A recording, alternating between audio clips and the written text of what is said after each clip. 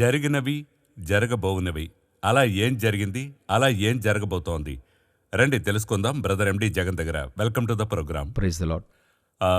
చాలా తరచుగా మనం చూస్తూనే ఉన్నాం. రెవల్యూషన్ గురించి part 1, part 2, part 3, office of the church, ఇలా పలు కార్యక్రమాలు చేశాం. అయితే తరచుగా నేను ఒక విషయం గమనిస్తూనే ఉన్నాను. మీ మినిస్ట్రీ అయినా సరే, మరి మాథ్యూ 24 చాప్టర్ చూసినా సరే, మళ్ళీ మళ్ళీ చెప్పాల్సిన కాలమునకు వస్తూనే ఉన్నాం. అప్పుడు ఎందుకని ఈ మాథ్యూ 24ని మళ్ళీ మళ్ళీ 2000 సంవత్సరాలుగా చెప్తూనే ఉన్నాం? దీని వెనక ఏముంది? ముందుగా చెప్పిన ఒక ఉదాహరణే మళ్ళీ మళ్ళీ మరలా చెప్తున్నా. చెప్తున్నా. ఏంటంటే, ఒక స్టేషన్లో మీరొచ్చి రైల్వే స్టేషన్లో మీరు కూర్చుని ఉన్నారంటే, ఆ ట్రైన్ రావడానికి ఒక 3 అవర్స్ ఉన్నట్టయితే అనౌన్స్మెంట్ దాని కొరకు 1 అవర్కి ఒకసారి వస్తుంది. అవును. అది యూజువల్. మ్, తర్వాత ట్రైన్ ప్లాట్ఫామ్ దగ్గరకు వస్తున్న సమయంలో చూసినట్లయితే అనౌన్స్మెంట్ కొంత వేగంగా ఉంటుంది, ఇంక్రీజ్ అవుతుంది ఇంక్రీజ్ అవుతుంది. ఫ్రీక్వెన్సీ. అవును, అది స్టేషన్లోకి ఎంటర్ అవుతుందన్నప్పుడు చూస్తే అట్లే నాన్ స్టాప్ గా చెప్తూ ఉంటారు. ఈ ప్లాట్ఫామ్ లోకి వచ్చింది వచ్చింది వచ్చింది అని చెప్తుంటారు. అదేవిధంగా రాకడకైనా ఆ సమయం దగ్గర పడుతుండగా పరలోకమే అనౌన్స్ చేస్తుంది. అనౌన్స్మెంట్ పరలోకమే ఇవ్వాలి. ప్రభు వస్తున్నాడనే శబ్దము వినబడింది. మనం చెప్పేది కాదు, ఆ శబ్దం వినబడింది. ఆ శబ్దాన్ని పరలోకమే ఇస్తుంది. అలా ఇస్తున్నప్పుడు పరలోకం ఏం చేస్తుంది? మనం స్పీకరే కదా, మన పేరు స్పీకర్ అని చెప్తుంటాం. వర్తమానం అందించడం స్పీకర్కి ఏంటి పని? చెప్పడం. చెప్పేవారు ఒకరుంటారు, అది మెరుగుపరిచి ఇవ్వడమే స్పీకర్ పని. మ్, మనం ప్రసంగికులను స్పీకర్ అని చెప్తాం. మనమేమీ కాదు, హెవెన్ ఏది చెప్తున్నామో అది చేస్తున్నాం. మ్, సో దాని ఆధారంగా అక్కడ వారు పదే పదే మాట్లాడుతుంటే మనం ఇక్కడ మాట్లాడుతూ ఉంటాం. నేను ఈ మాటను గట్టిగా నమ్ముతున్నాను. సర్వశక్తిమంతుడైన దేవుడు అంటే ఏంటి అర్థము? Almighty. We are 100% controlled by God. మ్, మీరు ఆయన్ని మీరి ఏది అలా వెళితే ఆయనే మిమ్మల్ని వదలాలే గాని ఆయన్ని మీరి మీరంతటగా నేను చేయను అని వెళ్ళిపోవడమంతా కుదరదు. మాట్లాడమంటే మాట్లాడతాం. ఈరోజు ఏ టెక్నాలజీ అంతా ఏముంది? ఆ రోజు రోబోటిక్గా మార్చి ఉంచాడు మనల్ని. మ్, సో దాని ఆధారంగా చూసినట్లయితే దేవుడు మనకి స్వతంత్రతనిచ్చాడు. అయితే ఆయన ఇష్ట ప్రకారమే జరుగుతుంది. ఆయన సర్వశక్తిమంతుడైన దేవుడు. అందుకని ఇప్పుడు తరచుగా ఈ మాట, ముందు అయితే 3 రోజుల కన్వెన్షన్ జరిగితే 3వ రోజే రాకడ గురించి మాట్లాడతారు. మొదటి రోజు రక్షణ, 2వ రోజు పరిశుద్ధం, బాప్టిజం గురించి మాట్లాడతారు. అయితే ఇప్పుడు 3 రోజులు రాకడ గురించి మాట్లాడటానికి దేవుడు ప్రేరేపిస్తున్నాడు. ఒక్కొక్క వారము మాట్లాడిస్తున్నాడు. ఇంకా చెప్పాలంటే వీక్లీ మేము 4-5 రోజులకు పైగా మాట్లాడటానికి దేవుడు అవకాశం ఇస్తున్నాడు. 20 సంవత్సరాల క్రితం మీటింగ్కి వెళ్లాలన్నప్పుడు నెలకొక మీటింగ్కి వెళ్లడమే గొప్పగా ఉంటుంది. ఇప్పుడు చూస్తే రెగ్యులర్గా డైలీ ఉంది. అప్పుడు హెవెన్ యొక్క ఆ స్పీడప్ మనకు తెలుస్తుంది. ర్యాపిడ్ స్పీడ్ అని చెప్తుంటారు. ఆ స్థాయికి వెళ్లడం మనం చూడగలుగుతున్నాం. మ్. సో ఎందుకు తరచుగా చెప్పిస్తున్నాడంటే చాలా హెచ్చరికగా ఉండాలి. మరొక విషయం, మీరు చెప్పిన ట్రైన్ ఎగ్జాంపుల్గా వస్తాను. ట్రైన్ వచ్చి వెళ్ళిన తర్వాత ట్రైన్ వచ్చి వెళ్ళిపోయిందనే అనౌన్స్మెంట్ లేదు. అది చాలా వ్యత్యాసంగా ఉంది. మీరు చెప్పిన ఆ ఉదాహరణతోనే వస్తాను. వచ్చేంత వరకు వచ్చిందని, ట్రైన్ వెళ్ళిన తర్వాత ఒక్క అనౌన్స్మెంట్ కూడా నేను అదేమంటే అది ముగిసింది. తర్వాత వచ్చే ట్రైన్ గురించి అనౌన్స్మెంట్ ఉంటదే గాని ఆ వెళ్ళిపోయిన ట్రైన్ గురించి ఇప్పుడు వెళ్ళిపోయింది 5 మినిట్స్ అయింది అని మనం వినలేదు. కొందరిని మీరు చూసినట్లయితే ఈ ట్రైన్ వెళ్ళుంటది, 10 నిమిషాలు లేటుగా వచ్చిన వాళ్ళకి ఇంకా ట్రైన్ రాలేదని అక్కడే నుంచుని ఉంటారు. ఓ, అది చాలా పరితాపం కదా. ఆ ప్లాట్ఫామ్ లో ఇంకా ట్రైన్ రాలేదు అని నుంచున్నప్పుడు సడన్ గా ఎవరన్నా చెప్తారు, లేదండి ఆ ట్రైన్ వెళ్ళి 10 నిమిషాలు అవుతుంది. ఆ తర్వాతే వీళ్ళు ఆ షాక్ లో ఉంటారు. ఆ విధంగా రాకడలో జరుగుతుంది. ఆయన ఇంకా రాలేదని అనుకుంటారు వీళ్ళందరూ. ఆయన వచ్చి కూడా వెళ్ళిపోయి ఉంటాడు. సో అందువల్ల కొంచెం హెచ్చరికగా ఉండాలి. నేనెప్పుడు నాకు ఆశీర్వాదంగా ఏమనుకుంటా, చాలా మంది ఈ మినిస్ట్రీ అంటారు. ఈ మినిస్ట్రీ అన్నది రెండవది. నాకే ఇది ఫస్ట్. నాకు డైలీ వస్తున్నాడని చెప్పనిస్తున్నాడు కదా, అది నాకు నేను చెప్పుకుంటున్నాను డైలీ. ఆ మినిస్ట్రీలో ఉండడం వల్ల, నేను డైలీ చెప్పడం వల్ల ఒక కాషన్గా నాకు అవకాశం ఇస్తున్నాడు. అదొక ఆశీర్వాదంగా నేను చూస్తున్నాను. ఈ రోజు మనం మాథ్యూ 24:4 ఒక వ్యత్యాసమైన వచనం మాత్రమే కాదు, ఇది తరచుగా మనం చూడాల్సిన అవసరమే ఉంది. మాథ్యూ 24లో ఇంగ్లీషులో ఎలా ఉందంటే, and Jesus answered and said to them, see to it that no one misleads you అని ఉంది. See to it that no one misleads you తెలుగులో ఎలా ఉంది? యేసు వారితో ఇట్లా, నేను ఎవడునూ మిమ్మును మోసపరచకుండా చూచుకొనుడి. డిసీవ్ అనేటువంటి మాట కూడా అక్కడ చూడండి. నేను ప్రశ్నతో మొదలు పెట్టాలనుకుంటున్నాను. ఇప్పుడు సాల్మన్ రాజా నాకు జ్ఞాపకానికి వస్తున్నాడు. సాల్మన్ రాజా ఒక మిక్కిలి గొప్ప జ్ఞాని. దావీదు టెంపుల్ కట్టలేని విషయాన్ని, ఆ ప్రివిలేజ్ని సాల్మన్ రాజుకి ఇచ్చి, సాల్మన్ రాజా ఒక టెంపుల్ని కడుతున్నాడు. ప్లాన్ దేవుడు ఇస్తున్నాడు, దానికి కావలసిన రీసోర్సెస్ని కూడా అనుగ్రహిస్తున్నాడు. అది కాకుండా బైబిల్లో 3 పుస్తకాలని రాస్తున్నాడు. ఇంత గొప్ప జ్ఞాని అతడు మిస్లీడ్ అవుతున్నాడు. నాకు దీన్ని తలుచుకుంటే ఒక ఆశ్చర్యంగాను భయంగాను ఉంది. ఒక టెంపుల్ని కట్టినవాడు, దేవుని ప్లాన్ని గ్రహించి చేసినవాడు మిస్లీడ్ అయ్యాడు. దీన్ని ఎలా అర్థం చేసుకోవాలి? ఆ, ఇది మనం సెకండ్గా చూద్దాము. సెకండ్గా. దానికి జవాబు చెప్తాను నేను. ఇంతకంటే ఇంకా టాప్ అయిన వ్యక్తిని మీకు చెప్తాను. దీనికంటే అంటే పాపం అంటే తెలీదు, మ్, పాపం చూసింది లేదు, మ్. అంటే ఏంటనేదే నాకు తెలీదు. The purest blood, the purest body, నేనెలా డిసీవ్ అయ్యా? ఆదాము హవ్వలు ఎలా డిసీవ్ అయ్యారు? మ్, సొలొమోనైనా పాపములో ఏర్పడినవాడు. మనమందరము తల్లి గర్భములో ఏర్పడినప్పుడే ఆ పాపములో గర్భము ధరించబడ్డాం. సో మానవ స్వభావం ఉంటుంది. కాని ఇవేవీ లేకుండా ఒకడు ఉన్నాడు గదా, మ్. ఫ్రెష్గా. ఫస్ట్ ఫస్ట్ సర్వ జ్ఞాని అతడు. దేవుని స్వరూపంలో అవును, సృష్టించబడిన అట్లే ద ఇమేజ్ ఆఫ్ గాడ్. అది మాత్రం కాదు, దేవుని యొక్క పూర్తి జ్ఞానం. అందరూ సొలొమోను గురించి చెప్పుకుంటున్నాం కదా. ఆదాము వంటి ఒక జ్ఞానిని ఎలా చూస్తారు, జ్ఞానవంతుని ఎలా చూస్తారు? అంటే మీరొక బిడ్డకు పేరు పెడుతున్నప్పుడు బాహ్యంగా చూసి పేరు పెడతారు, అతడు లోనికి చూసి పేరు పెడతాడు. ఎలా క్రియేట్ అయ్యారన్నది తెలుస్తుంది. అట్లే నా ఎముకలలో ఒక ఎముక, నా మాంసంలో మాంసం. క్రియేషన్ చూసి పెడుతున్నాడు. అప్పుడు అతనికి ఎంత జ్ఞానం ఉండాలి. అతను ఎలా డిసీవ్ అయ్యాడు? అక్కడుంది కదా, ఆమె ఎలా డిసీవ్ చేయబడిందో ఉంది కదా. అప్పుడు ఈ వంచే కార్యం అన్నది డైరెక్ట్గా శాటన్ నుంచుంది. తరచుగా వస్తూనే ఉంది. అవును, అక్కడ ఆరంభమైంది వంచే కార్యం. వానివల్ల వంచలేని ఒక వ్యక్తి ఉన్నాడంటే అది ప్రభువైన యేసుక్రీస్తు ఒక్కరు మాత్రమే. మనం పలు సమయాల్లో ఏమనుకుంటున్నామంటే సాతాను మనల్ని పాపం చేయించడానికి పాపాన్ని తెచ్చి పెడతాడనుకుంటాం. పాపాన్ని తెచ్చిపెట్టే కంటే ఏం చేస్తాడు, మీ రూట్ని కొంచెం అలాగ మార్చి పెడతాడంతే. మనం పోతూనే ఉంటాం, మనం వెళుతూ ఉన్నాం, ట్రాక్లో వెళ్తున్నాం అనుకుంటాం. అయితే ఒకచోట ట్రాక్ మారి ఉంటుంది. అయితే పోతూనే ఉంటాం, అయితే వెళుతూ ఉంటాం. మీరు హైదరాబాద్కి వెళ్లాల్సిన వాళ్ళు విజయవాడ వైపుగా వెళ్తుంటారు. ఓకే, అయితే ట్రాక్లోనే ఉంటాం. అదే ట్రాక్, అదే స్పీడ్, అదే ట్రైన్ కాజీపేట వరకు ఒకేలాగే వెళుతుంది. అక్కడ చూస్తే ట్రైన్ ట్రాక్ మారి ఉంటుంది. మీరెక్కడ కనిపెడతారంటే మీరు బాగా వెళ్తున్నారని నిద్రపోయి ఉంటారు కూడా, ట్రైన్ కరెక్ట్గా వెళ్తుందని చెప్పి నెమ్మదిగా నిద్రపోయి ఉంటారు. ఒక దగ్గర మేల్కుంటారు చూడండి, అటు చూస్తే ఈ స్టేషన్ ఇక్కడ రాదే. అదేలాగా పలు సమయాల్లో ఆత్మీయ జీవితంలో మేల్కొనేంత వరకు మనం రాంగ్ ట్రాక్ లో వెళ్తాం. అందులో మరొక అపాయకరమైన విషయం ఉంది. ఆ ట్రాక్ లో నుండి వెంటనే దిగలేము, దిగడము అవ్వదు. ఎందుకంటే ట్రైన్ స్పీడ్ గా పోతూ ఉంది. తిరిగి మీరు వెళ్ళి తిరిగి అదే సేమ్ రూట్ కి మీరు రావాలి. తిరిగి రావాలంటే బ్యాక్ లోనే రావాలి, బ్యాక్ లోనే రావాలి. అబ్బా. అదే డిసీవ్, అది సాతాను యొక్క పెద్ద యుక్తి. అది మ్, అందువల్ల స్త్రీ వంచబడెను అని ఉంటుంది. మ్, పౌలు దీన్ని అట్లే కంపేర్ చేసి కొరింథీ 2వ పత్రికలో 3వ వచనములో, సర్పము తన కుయుక్తి చేత హవ్వను మోసపరిచినట్లు మీ మనస్సులను చెరుపబడి క్రీస్తు ఎడలనున్న సరళత నుండి పవిత్రత నుండి ఎట్లైనను తొలగిపోవునేమో అని భయపడుచున్నాను. ట్రూత్ నుండి. ఎందుకంటే దేవుడు చెప్తున్నాడు చావకుండున్నట్లు వాటిని తినకూడదు.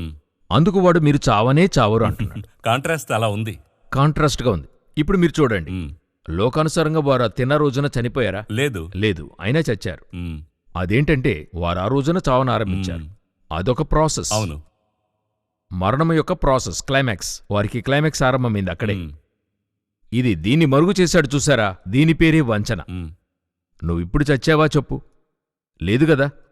అయితే చనిపోని ఆరంభించారని వారికి తెలియలేదు. ఇది వారు తెలుసుకోవడానికి ఎప్పుడయ్యేంటో తెలుసా? ఆదాము 930 సంవత్సరాలు బ్రతికాడు.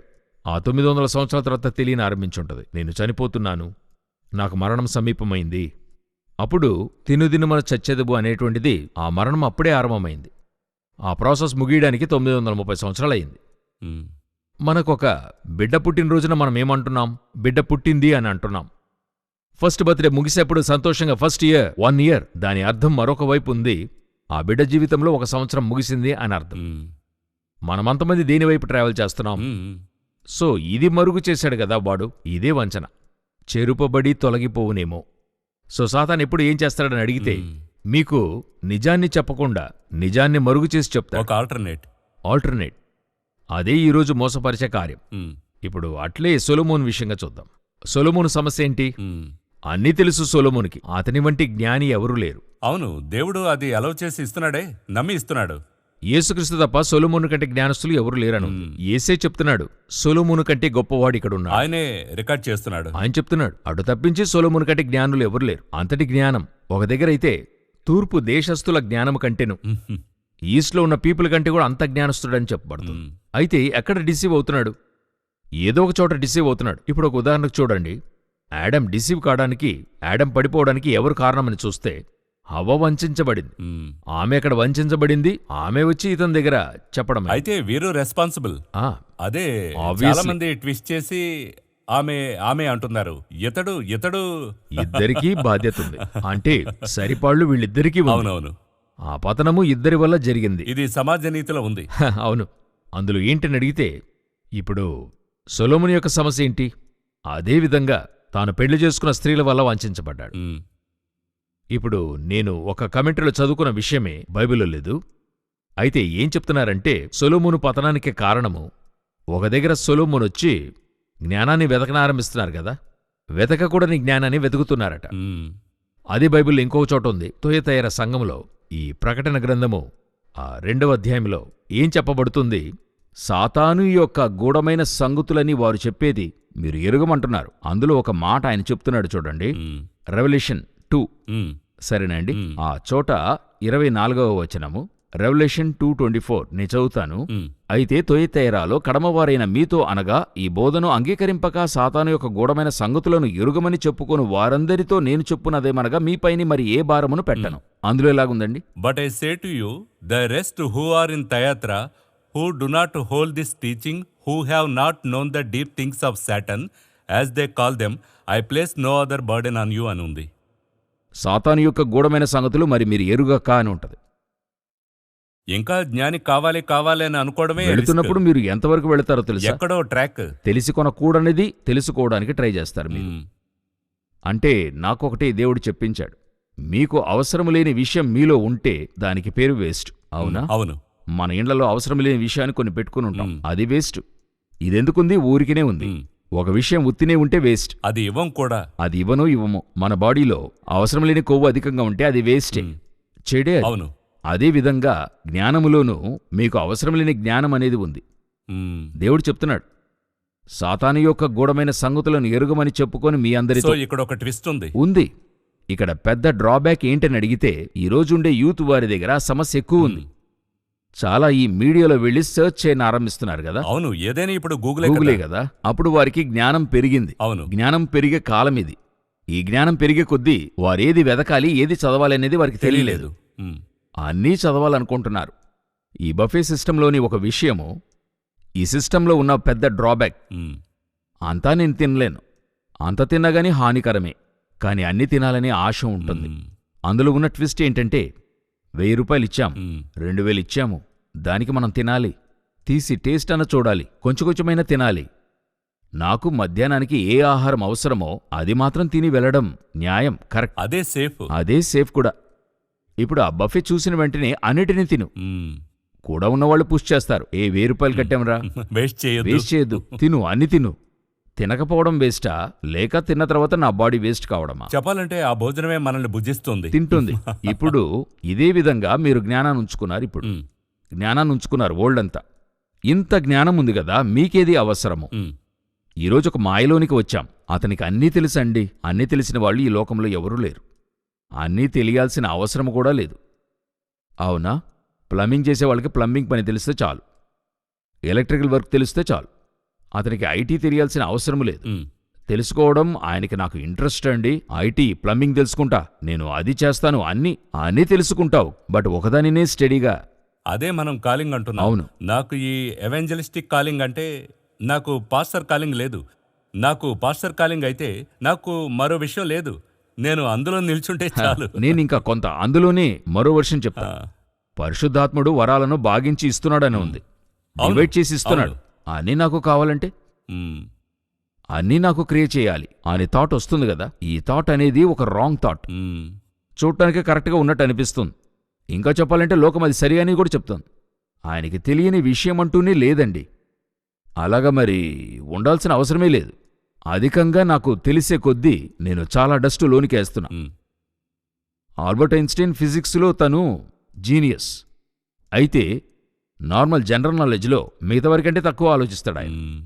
ఆయన గూర్చి ఒక బుక్లో చెప్తున్నారు, ఒక విషయాన్ని గబాలన ఇది ఎలా లాక్ చేయాలని అడిగితే అలా ఆలోచిస్తాడట, ఇది ఎలా లాక్ చేయొచ్చని. మీరు అదే ఒక ఫిజిక్స్ తెలియని ఒక వ్యక్తిని రూమ్ లాక్ చేయమంటే గొల్లెం పెట్టి లాక్ వేస్తాడు.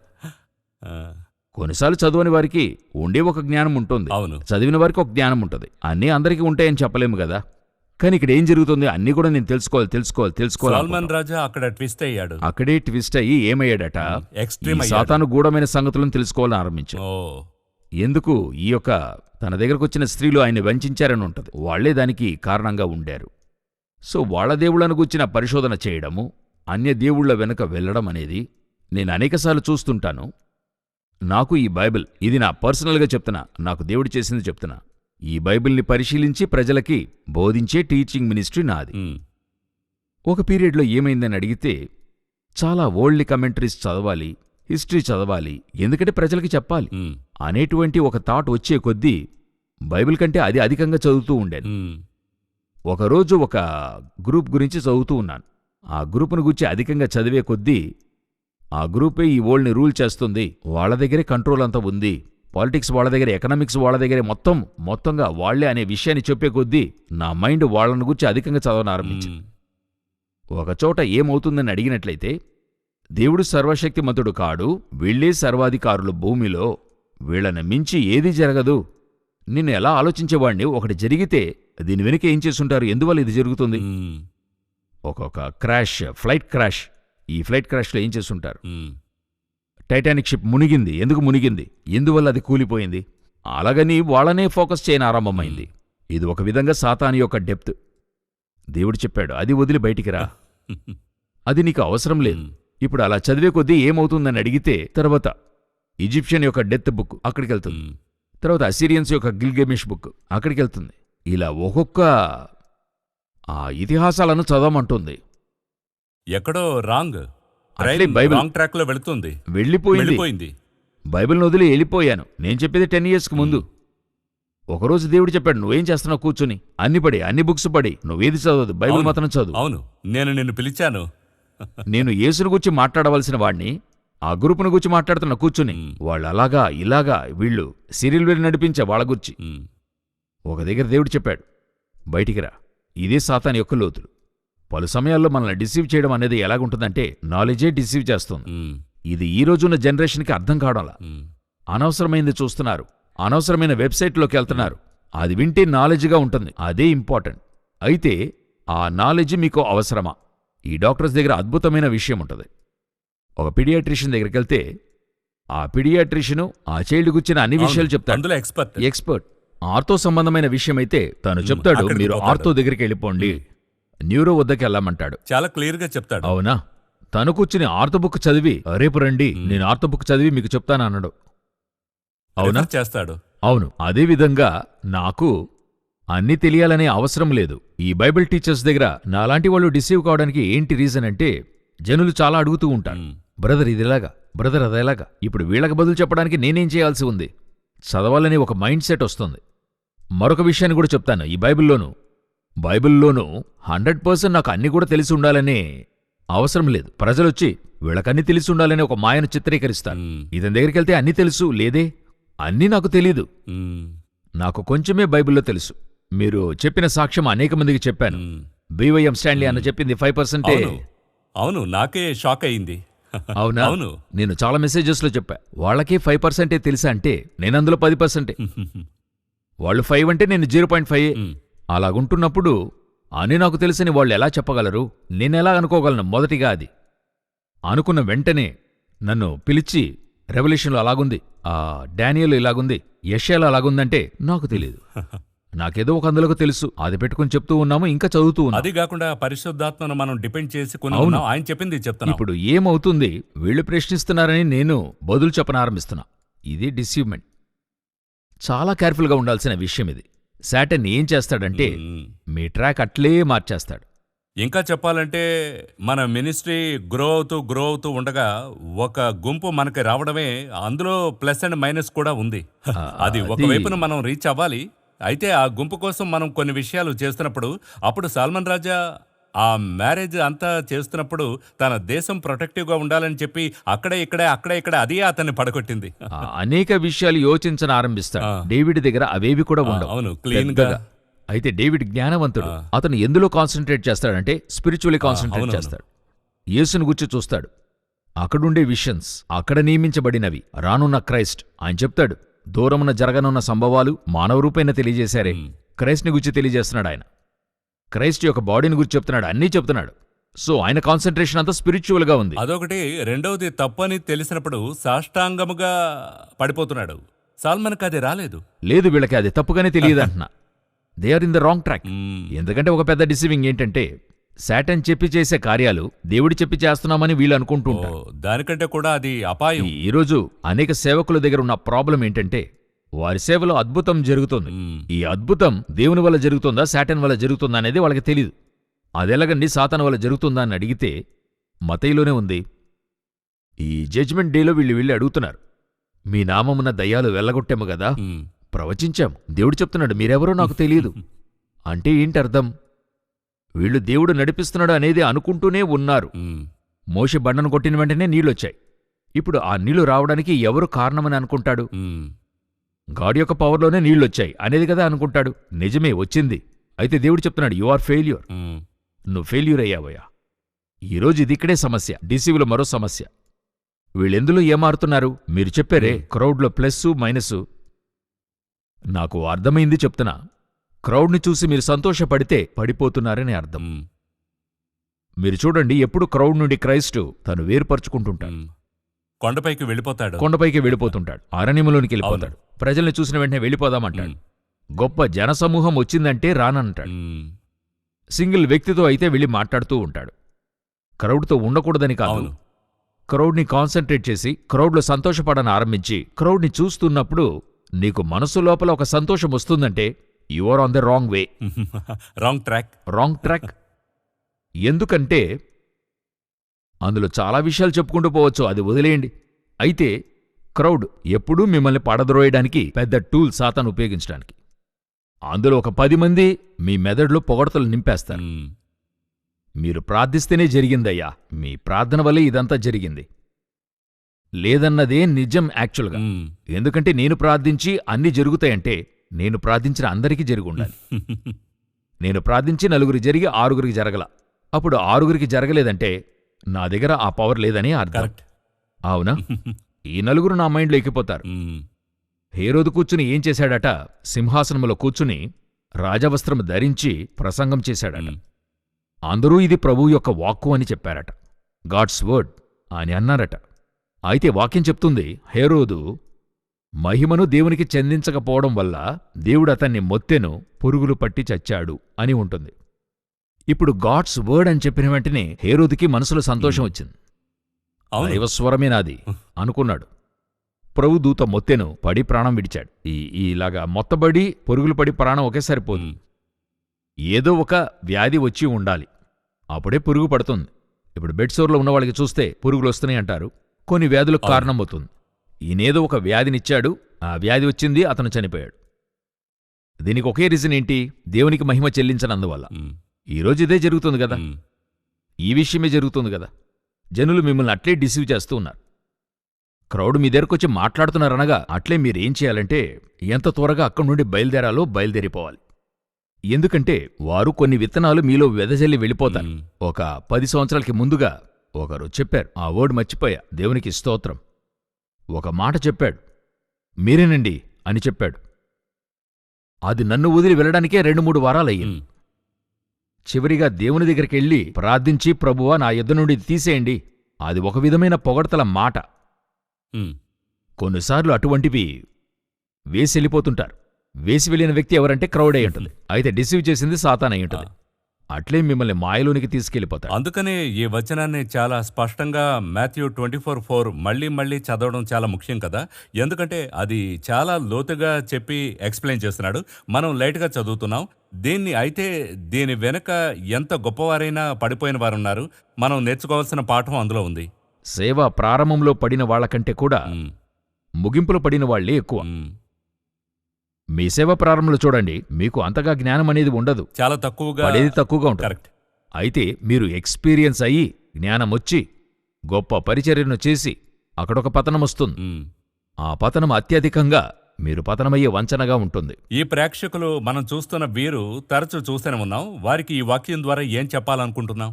ఇప్పుడు ఇంతవరకు మనం సాతాను మోసపరచడం గురించే కదా మనం చూస్తూ ఉన్నాం. ఈ విషయాలనే వింటున్నాం కదా. అయితే ఇందులో మీరు ఈ వాక్యము కొనసాగింపు 5వ వచనంలో ఉంటుంది. తర్వాత వచనము 5th. అనేకులు నా పేరట వచ్చి అనేది చూస్తున్నాం. మ్మ్. యేసు నామమున మోసపరిచే ఒక గ్రూప్ ఉంది. ఓకే. ఓకేనా? ఇదే ఉన్నంతలో చాలా డేంజర్. అంటే శాటన్ని శాటన్గా మీకు తెలిస్తే ఒక సమస్య లేదు, మీరు ఎదిరిస్తారు, కనిపెడతారు మీరు. అవును, ఇందులో ఏదో తప్పు వీడు ఉంది. విరోధి అని. వెనకుండేవాడిని ఎలా కనిపెడతారు? మ్మ్. సో ఇటువంటి వ్యక్తులు డిసీవ్ చేయడం అనేది ఇంకా కొంత కేర్ఫుల్గా ఉండాలి, ఇంకా డీప్గా చూడాల్సి ఉంది. అయితే ఇలా చెప్పొచ్చా, మనకి ఇది తెలిస్తేనే కదా ఇది తెలుసుకొనొచ్చు. అప్పుడు నేను స్ట్రాంగ్గా ఉండాలి వాక్యంలో. అవును, నాకు ఏది నిజమని తెలిస్తేనే గాని నిజము నుండి తప్పించుకునే మార్గమేంటో తెలుస్తుంది. నిజమే తెలియలేదంటే పౌలు చెప్తున్నాడు, ధర్మశాస్త్రం అనేది ఉంటేగాని పాపమేంటో నాకు తెలుస్తుంది. ధర్మశాస్త్రం ఏంటో ఇది పాపమేంటో తెలియకపోతే నేనేది పాపమని తలంచుకునేది? ఆ స్థలంలో లైటేసి ఒక స్టాప్ లైన్ వేస్తే దీనికి పైన వెళితే ఫైన్ అని చెప్తే గాని, ఈ స్టాప్ లైన్ అనేది ఉంటే గాని ఆ పైకి వెళితే ఫైన్ అని తెలుస్తుంది. అవును, స్టాప్ లైన్ లేకపోతే పోతూనే ఉంటా. వెళుతూనే ఉంటాను, అది నాకు పాపమనే తెలియదే. అదేవిధంగా కొన్నిసార్లు నాకు సత్యమని తెలియాలి, ట్రూత్ తెలియాలి, నిజమేంటో తెలియాలి. తెలిస్తేనే ఏది అబద్ధమన్నది నాకు తెలుస్తుంది. అప్పుడు నాకిక్కడ నిజాన్ని తెలియజేయడానికి దేవుడు ఉన్నాడు. నేనే మార్గము సత్యము జీవమునై ఉన్నాను చెప్తున్నాడు. అయితే ఈ నిజము నుండి వారు అబద్ధాన్ని చెప్తున్నారు గదా, చెప్పేవాళ్ళు ఎవరని చూస్తే యేసుని నామమున వచ్చేవాళ్లుగా ఉన్నారు. అక్కడే మోస్ట్ డేంజరస్ అనే అక్కడే విషయం అది. twist ఉంది. అక్కడే ఉంది ఈ విషయమంతా. ఇప్పుడు దాని గురించిన విషయాలే మనము నెక్స్ట్ ఎపిసోడ్లో చూసినట్లయితే ఇంకా కొంత డీప్గా చూడాలి. ఖచ్చితంగా నేను మరో ఎపిసోడ్ కోసం వెయిట్ చేస్తున్నాను. ఈ కార్యక్రమంలో ఈ థాట్ చాలా ఫౌండేషన్తో కూడిన థాట్, బట్ దీన్ని అద్భుతంగా మాథ్యూ రికార్డ్ చేశాడు.